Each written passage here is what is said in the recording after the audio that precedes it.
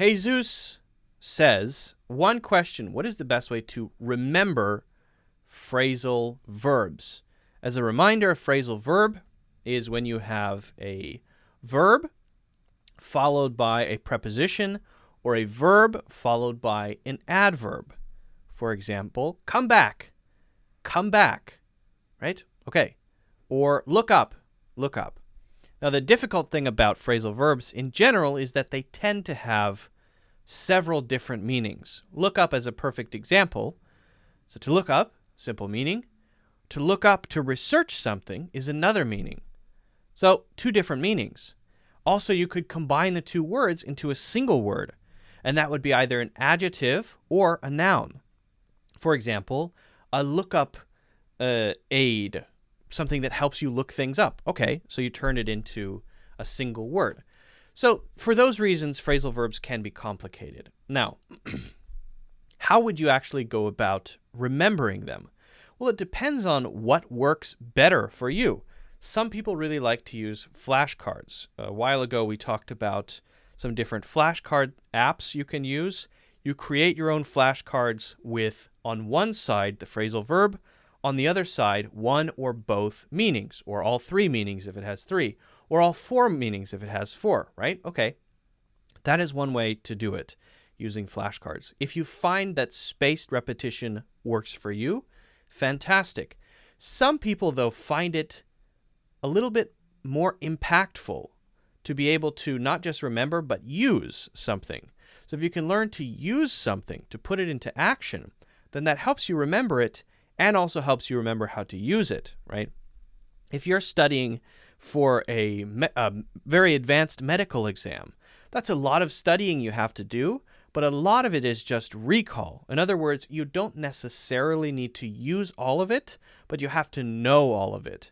Well, language is a little bit different because knowing is something, but it's not the whole picture.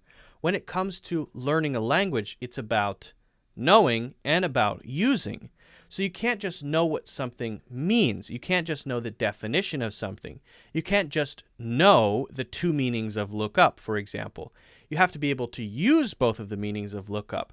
So a way to sort of feed two birds with one scone there would be to look up both meanings of look up, but then make 3 examples for each one. Instead of using the flashcards, you write down 3 examples for each meaning, totally 6 examples. There, by doing something actively, you're increasing the chances that you're going to remember it. And also, when you do need to use it, it will be there a little bit more easily because you've sort of developed some of the pathways to remember its usage, not just remember its meaning. And that's something to keep in mind in general for learning English, to remember that, hey, I can't just learn this stuff and know what it means, because what I'm doing is learning a language that I'm going to need in conversations, if I'm having debates, if I'm doing whatever, going about my life. So I should probably create something with it. If you don't want to write down examples, then maybe practice speaking, recording yourself speaking, and use the phrasal verbs while you're speaking. Try to insert look up into whatever you're talking about, right? I went to the library yesterday because I had to look up some rules for the local city ordinance related to water irrigation in the lot that I'm planning to buy. That sort of thing, right? I'm inserting the usage into something that I'm saying, and that's going to help burn in the ability to, when you need it later, use it more naturally, hopefully without thinking about it. So that's something to keep in mind. There are other methods, of course. I like the mind palace or memory palace technique. That's just me, though.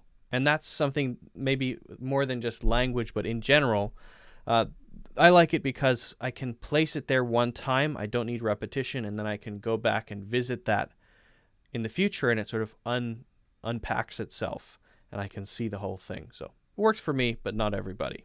That's called the memory palace technique. And I have a couple videos about that as well. Well, thanks for the question, Jesus. It's a good one. If you haven't already done so, don't forget to hit the like button. Don't forget to subscribe. And also check out my full English courses in the links in the description.